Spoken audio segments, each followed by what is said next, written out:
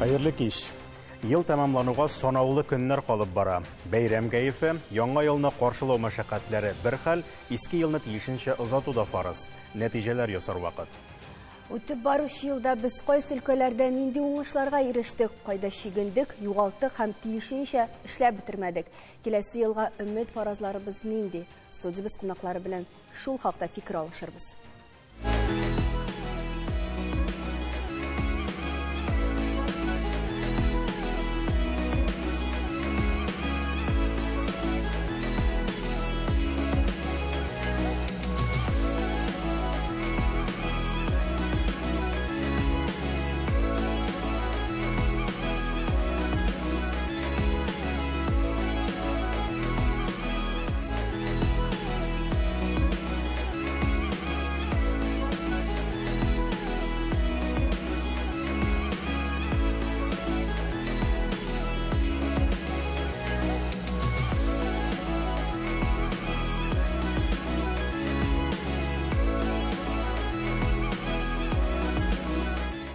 Хәерле кич, хөрмәтле кунаклар. Елыбыз җиңел булмаса да, күреп торабыз, вакыйгалар бихисап булды. Инде сабый, менә сез 2022 елны ниндирәк хисләр белән озатасыз? Вакыйгалар алар була тора, арта тора. Һәм иртәгә нәрсә булачагын белмәгән заманда яшибез. Ни кызганыч. Ләкин шулай. Ничек кенә булмасын, безгә барыбер үзебезнең юлыбызны сайлау. Иртәгә көне безне билгеләү иң беренче урында. Бүген шулай, иртәгә ничек була, аннан соң ничек була. Безне кызыксындырган сорауларның иң әһәмиятлесе шул. Татарстан, Россия ни рәвештә яшәячәкләр, халыклар, аларның мөнәсәбәтләре, диннәребез мөнәсәбәтләре, алар нинди хәлдә була. Менә шушы берләр минемчә иң беренче урында. Чөнки халыкларның үз ара мөнәсәбәтләре ул иң беренче урында. Әгәр дә аларның бердәмлеге һәм берлеге тәэмин ителә икән, һәм бер рухта яши икән халык, димәк, дәүләтнең, илнең киләчәге бар. Шулай инде сабыя. Әлбәттә, бу инде сабый әйткән төп идеологик мәсьәләләр эшләсен өчен, киләчәктә аларның нәтиҗәсе булсын өчен икътисади нигездә булырга тиеш. Ни дисәң дә, тамак аш булган заманда бер нинди идеалларга да карап тормый инде халык, һәм моның мисаллары бик күп. Икътисад ягыннан елның ниндирәк нәтиҗәләрен әйтә алабыз? Эшмәкәрлек өлкәсендә, безнең инде көнкүреш, яшәеш өлкәсендә ниндирәк мактанырлык саннарыбыз бар икән? Әлбәттә, инде Савинов фикер белән килешәм, шундай юнәлешләрне алга җибәрер өчен дин, мәгърифәт буенча фән өлкәсендә икътисади алшартлар булырга тиеш. Моның өчен инде без үзебезнең илебездә, үзебезнең ил җитештерүчеләренә карап исәпләргә тиеш. Менә безнең икътисади үсеш министрлыгы хәбәр итү буенча беренче яртыеллыкта безнең бит инде санкцияләр кертелде. Европа илләре, Америка тарафыннан февраль вакыйгаларына бәйле рәвештә. Әлбәттә, инде икътисад мәсьәләсендә бераз гына артка китеш бар, ул алай куркыныч түгел. Безнең бит фаразлаганнар иде, безнең икътисадыбыз аскытава тәгәрәячәк, 20%-ка кадәр эчке тулаем продукция күләме кимиячәк дип, бу фаразлар тормышка ашмады.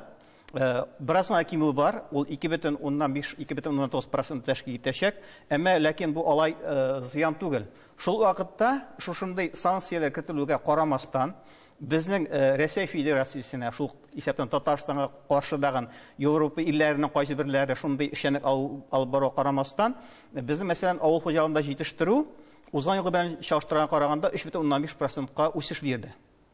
Менә бу инде безнең күрсәтеп тора, безнең хуҗалык тармакларының алсак бит, аларның локомотивлары бар. Бу шу локомотивлар беренчедән менә авыл хуҗалыгы да җитештерү, икенчедән нефтьне табу һәм аны эшкәртүне үзебездә тулысынча тирәнтен эшкәртү, менә шушы юнәлешләрне тотсак, безнең икътисад әллә ни зыян күрмәячәк. Импортны алыштыру ничегрәк бирелә? Бу әлбәттә инде санкцияләрнең тәэсире булды. Беренчедән, менә импорттан безнең нәрсәләр, нинди тармаклар күбрәк бәйлектә булдылар. Бу автомобиль җитештерү, резина һәм пластмасса җитештерү аларның импорт өлеше аларның җитештерүендә якынча 26-27% тәшкил итте. Шулай ук инде макрая кагаз җитештерү 19% әйбит һәм электр җиһазлары җитештерү якынча шул күләмдә бәйлелектә иде импорттан. Шуңа күрә менә бу өлкәләрдә безнең башланды юнәлеш көнчыгыш илләренә, Белоруссиягә, шул ук Казакъстанга әйбит, аннан соң Кытайга таба юнәлеш борылдылар һәм кирәк булган тәэмин ителергә кирәкле поставщикларны дип әйтик инде, шул илләр ярдәмендә менә аларны Европа илләренең безгә товарлар куючыларын алыштырдылар. Димәк, без бер яктан кертелгән товарларны хәзер икенче яктан алабыз һәм шул ук үзебезнең сатуны дагы шул илләр белән арттырып, шул илләр белән эшлибез. Менә сораштыру үткәрелде әйбит быелгы эшмәкәрләр, кече һәм урта эшмәкәрләр арасында. Шул сораштырудан күренгәнчә, эшмәкәрләрнең 15% әйтәләр, шушы икътисади кризис шартларында аларның хезмәтләренә, товарларына сорау 15% арткан. Һәм шул урта һәм кече эшмәкәрләрнең 80% үз эшчәнлеген туктатырга җыенмый. Һәм кайбер тармакларда сорау арту һәм шулай ук эш урыннары булдыруда алга таба китте. Бер яктан безне кыйныйлар, кыйнарга тырышалар. Кыйнамыйлар, без кыйналмыйбыз. Без бирешмибез. Безнең кире калган. Безнең әңгәмәгә шулай ук тарих фәннәре кандидаты һәм сәясәт белгече Илнар Гарифуллин да килеп кушылды. Илнар, хәерле кич. Бу соңга калып килергә ярата, чөнки аны аерым әйтеп кертәбез.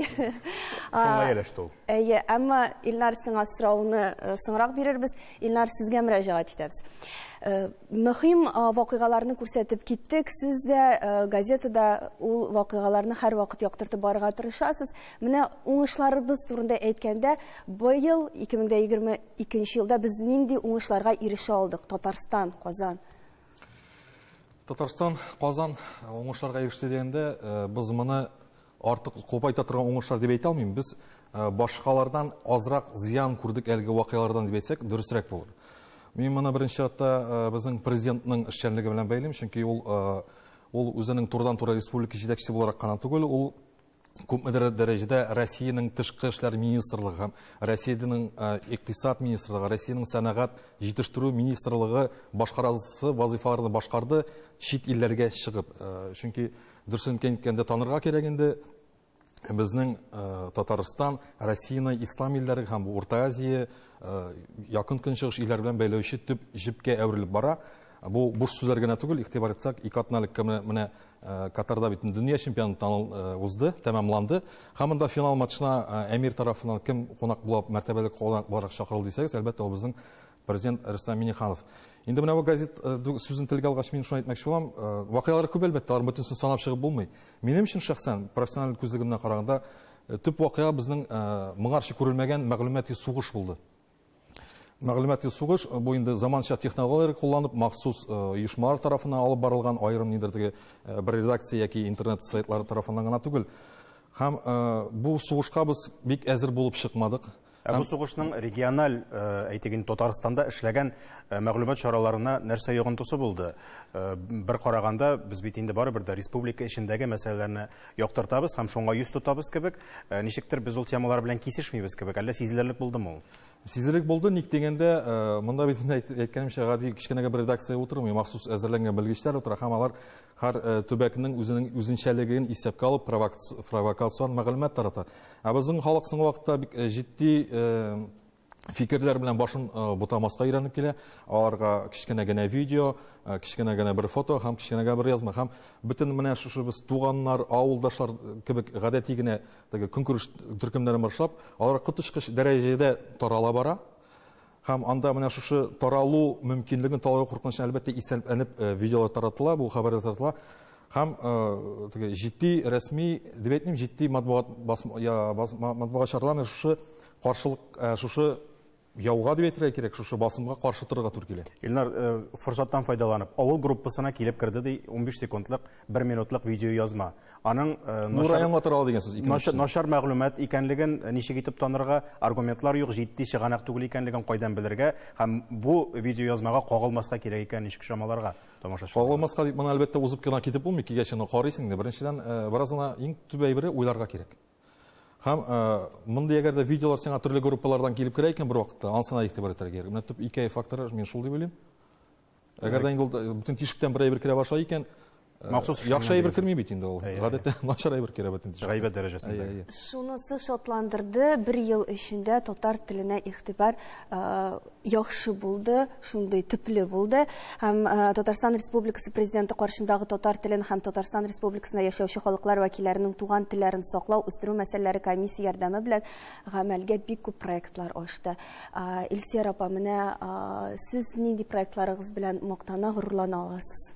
Безнең Язучылар берлегенең үзенең айрым проектларда бик күп. Әгәр инде без менә бу телләрне үстерү комиссиясе белән үткән проектка басым ясыйбыз икән, ул чагында безнең инде менә иң зур эшебез булды, ул ябык әдәби бәйге игълан иттек һәм шушы ябык әдәби бәйгедә безнең иң куандырганы бик күп язучыларыбыз катнашты. Ул безнең язучыларыбызны активлаштырып җибәрер өчен бер сәбәп булды. Яңа исемнәр булды. Һәм яңа исемнәр ачылды.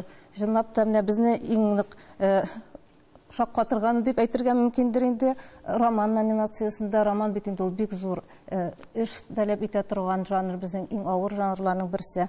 Икенче урынны Урда ханы үзбәк дигән роман белән Фирдус Химаддинов алды. Ул безнең өчен чынлап та ачыш булды. Аның, мәсәлән, мин романист икәнен белмәгән идем.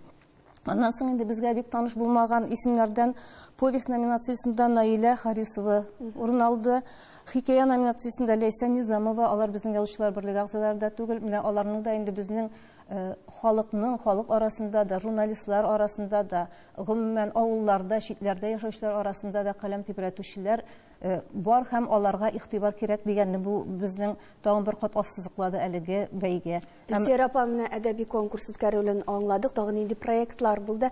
Аны без рекламадан соң ачыкларга тырышырбыз. Шуннан да бүген без елга нәтиҗәләр ясыйбыз. Бу эшне рекламадан соң да дәвам итәрбез.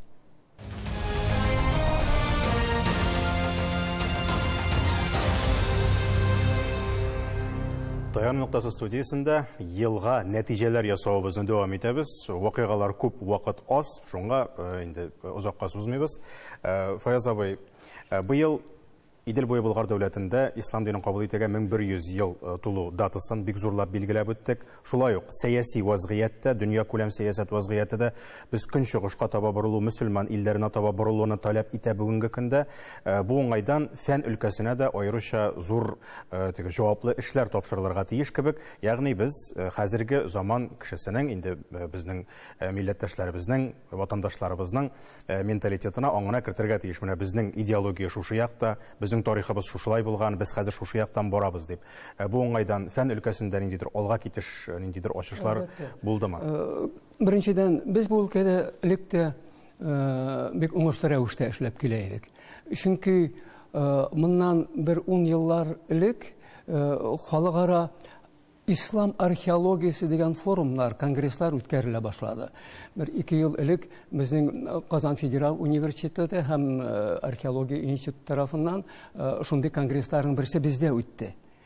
Быелгы эшләргә килгәндә, әлбәттә, археологларында, тарихчыларында бөтен эшчәнлеге менә шушы ислам дине лозунгысы астында үтте инде. Без хәзер яңа проект ачып җибәрдек. Элек эшләгән идек Бөек Идел юлы дигән проект өстендә. Хәзер килеп кушылдык. Урта Азиядә, Казакъстанда элегрәк тә алып барыла иде. Бөек Ефәк юлы проекты өстендә. Чөнки бу безнең тарихыбыз белән, археология белән дә нык бәйләнгән. Ислам диненең безгә үтеп керүе дә бит күбесенчә Урта Азия илләреннән, инде сәүдәне әйтеп тә торасы түгел. Һиндстан, Кытай, Урта Азия илләре аша башта шул Бөек Ефәк юлы аша, аннан соң чыга Идел юлына бик күп товарлар да кергән һәм информация да кергән. Шул ук исәптән ислам дине дә кергән. Шуңа күрә менә быел бик күп үткәрдек без археологларны әйтәм. Татарстан археологлары һәм тарихчылары гына түгел, гомумән Урта Азия, Казакстан, Кавказ халыкларда бит ислам динен тота конференциялар үткәрделәр. Ул конференцияларның нәтиҗәләре әле басылып чыкмады. Без китаплар әзерлибез, бер өлеше халыкка да барып ирешер дип уйлыйбыз. Әле эшләр башланды гына. Бу өлкәдә эшне дәвам иттерәчәкбез, чөнки кайсы гына өлкәне алып карама, шәһәрне казыйсың, ислам археологиясе, ислам архитектурасы, теге мәчет эзләре дә бар анда, төрбәләр дә, мунчалар да, аларның бөтенесе шуның белән бәйләнгән. Шуңа күрә теге әле безнең алда бик зур бурычлар тора, эшләр тора. Ул эшләрне башкарып чыгарга исәнлек саулык кына булсын. Амин. Без инде 2019 елда бездә халыклар санын исәпкә алу булды һәм 2021 елда гафу итегез. 19-дан бирле барды инде ул әзерлекләре белән бергә. 2022 елда инде без зарыгып аның нәтиҗәләрен көттек, әмма нәтиҗәләр бары өлешчә генә булды. Һәм Татарстан яшәү дәрәҗәсе буенча Идел буе федераль округында иң яхшы төбәк дип танылды. Республика гомум Россия рейтингда 4-нче урынны били. Ни өчен әле дә нәтиҗәләр юк һәм тагын бу нәтиҗәләр нәрсәне күрсәтә, Илнар? Нәтиҗәләр сез әйткәнчә өлешчә бара, ул беренчедән төбәкләрдәге саннар яшәүче, менә аннары инде без Казанда ничә кеше яшәгәнен белдек. Нәрсәсе юк, милләтләр буенча юк һәм минемчә хәзерге вазгыятьтә аны тиз генә ул саннарны без күрмәсбез. Безгә инде иң башта сүз биргәннәр менә 22 елның азагында булачак дип, менә декабрьнең бүген 27-се саннар юк. Минемчә алдагы айда ул сан булмыйчак та, чөнки хәзер теге проблемнарак вазгыять булгач инде безгә минемчә җәмгыятьне әзрәк шау-шу күтәрмәс өчен аны күрсәтмәсләр дип уйлыйм ул санны. Минем шундый шәхси фикерем. Беренче, икенчедән нәрсәне күрсәтте, әлбәттә Татарстан инде 4 миллионлык рубежны үтеп китте. Бу безгә мөһим, чөнки монардан соң инде без Идел Уралдагы төбәкләр арасында Башкортстан белән бер тирәгә чыктык. Без алардан әз генә артта барадыр сан буенча. Чын барлыкта минемчә Татарстан саннар буенча кеше санны күбрәк, чөнки Башкортстаннан эмиграция күп һәм анда шулай ук ялган җанисәп вакытында ялган операциялар тоже күп кулланылды. Мин аны күп сөйләдем инде элекке вакытларда. Шуңа күрә минемчә анда 4 миллионнан әзрәк, ә без инде менә күбрәк. Әлбәттә пандемияда һәм әлеге сәяси вазгыятьтә ул сан кеше санына инде бик негатив яктан бәрә, ләкин минемчә без менә бу 4 миллионлык цифрыбызны, наверное, Татарстан югалтмастыр дип уйлыйм. Мин инде үземнең менә шәхси фикерем белән генә әйтеп китәсе килә. Әлбәттә бу ел бик катлаулы булды, авыр булды. Без инде ел беткәндә теге телибез икенче ел җиңелрәк булсын дип. Һәр елны телибез без аны. Без телибез, ләкин менә нәрсәдән әйтәсем килә, мин үземдә авыр гына кичектердем. Үзем теге тарихчы буларак икенче күздән карый башладым. Тарихта менә шундый вазгыять, шундый процесслар бара, бит заманнар җитә, ул заманнарны син берничә үтеп китә алмыйсың. Әлбәттә шәхси тормышта һәр кешенең ул ниндидер кыенлыклар тудыра, анда кайгылар да тудыра, ансы әлбәттә бар, ләкин Алла Тәгалә безнең җәмгыятьне шулай төзегән, шундый кайгысыз без алга китә алмыйбыз. Менә без 20 ел буена бездә теге Рәсәйдә бик популяр сүз бар, стабильность дигән. Менә күрәсең, менә бу сүзнең заманы бетте.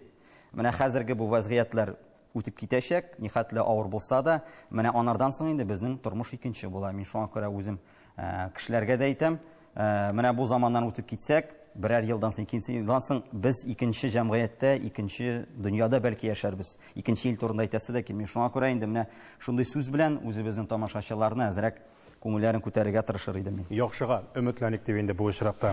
Инде абый, тагын сезгә әйләнеп кайтабыз. Бу елның тагын бер төп вакыйгасы бар. Ул Татарстан президенты исемен рәис дип үзгәртү. Бу инде менә соңгы вакыйгаларның берсе. Нәрсә бу? Шигенешме бу? Әллә тотрыклы сәясәт алып бару күрсәткечеме? Сезнең фикерегез ничә? Безнең татарларда шундый әйтем бар. Кычытмаган җирне кашырга ярамый. Кемгә комачаулык тудыра бүгенге көнне шушы атама? Әллә иртәгә сайлаумы? саулығы жоқ. Біздің шыннан да ауыртқан орындарымыз жетерлік. Шуларны қарарға керек бүгінгі күнді. Әгер де Татарстан турында сөз бара екен, Татарстанның Россия үшін жол барушы екен ұмытырға ярамай. Татарстан Россияға жол еріп бара. Ішкі саясатта да, тышқы саясатта да солай. Һәм шуның үшін әлбәттә бүгінгі күнні Татарстанны менә шушы рәвештә атама үзгәртү мәсьәләсен куй. Ул ашыгыч бик тә ашыгырга кирәк түгелләрсә. Ашыгырга кирәк. Ни өчен дигәндә, бүгенге көнне Россиянең бик җиңел булмаган вакыйгаларда безгә бит бердәмлек кирәк бүгенге көндә. Һәм бер-беребезне аңлап яшәү кирәк. Шуның өчен ашыгырга ярамый, һич кенә дә ашыгырга ярамый. Өлгөрәбез. Менә 2023 елга да берникадәр фаразлар ясый әле. Икътисад мәсәлән ни хәлдә булыр? Йырып чыгалырбызмы 2023 елны? 2022-не йырып чыктык, Аллага шөкер. Тире калынлыгы җитәрме икән? Әлегә тире калын дип әйтәбез. Әлбәттә инде бу очракта әйтеп үттем бит, әгәр дә үзебезнең җитештерүчеләргә 100 тотсак, бөтенләй 100% белән әйбит, бу очракта була. Миңа инде авыл хуҗалык тармагы яхшы. Быелгы ел уңышлы ел булды. Авыл хуҗалык тармагы өчен Россия күләмендә 150 миллион тонна артык бөртекләр җитештерелделәр. 158-159 миллион тәшкил итә ул бункер инвестициясендә әйбит. Татарстанда шулай ук 5 миллионнан артык бөртекләр җитештерделәр. Әмма шуңа карамастан әйбит, бу бит инде уңыш булган саен аларның табышлары күп булырга тиеш иде. Киресенчә бәяләр төште. Узган белән караганда авыл хуҗалыгында җитештерүчеләрнең табышы кимәде. Август аенда мәсәлән шул ук вакыт узган елгы белән чагыштырган шикелле үк ашык саттылар. Чыгым табышының күләме 1 миллиард сумга кимрәк булды. Әлбәттә шуңа да карамастан, менә хөкүмәт безнең нәрсә ди бит, Европа илләренең портларында 260 мең тонна ашлама бар. Аны безнекеләр әйтә инде чит илләргә, Африка илләренә, ачлык кичүче илләргә без бушлай бирергә әзер диләр. Бу бит бик зур күләмдә. Әгәр дә 70 килограмм тәэсир итүче матдә белән исәпләсәк, без бүгенге көндә безнең республикада шул күләмдә ашлама, минераль ашлама кертергә куйдык инде үзегә күрсәткеч. Ул безнең бөтен ничек дип әйтәм, сугару җирләрен шуның белән кертергә җитәр иде. 3,4 миллион гектарны. Ни өчен без шул ашламаларны чит ил Европа илләре бит күбрәк алайды инде аны. Алар аны хәзер алмый. Аларга бәяне төшереп, шулай ягулык майлау материалларына бәяне төшерсәк, әйбит, электр энергиясенә, газга бәяне төшереп, үзебезнең җитештерүчеләргә күбрәк аларны тотсак, без товарларны күбрәк җитештерер идек. Сезне куәтләп шуны әйтәсе килә, мәсәлән, дизель ягулыгы буенча, әгәр нефть чыгаручы һәм җитештерүче компаниялар аны ичке базарга юнәлтәләр икән, аларга әле хөкүмәт тарафыннан күпмедер өлешенә компенсация биреп, шуның белән дә теге нормаль хәлдә тора алалар дип әйтүем инде. Әгәр дә бу бүтән өлкәләргә дә юнәлтелсә, шул ук ашлама өлкәсенә юнәлтелә икән, бу шулай ук ичке базарында тоту була, һәм җитештерүчеләргә дә бик яхшы бер төрле менә куркынычсызлык мендәре булып тора дип әйтә алабыз инде. Аннан соң инде мин әйтер идем, әйбит, курыкмаска кирәк, табышны теге кесәгә салып яки офшор зоналарына чыгару түгел.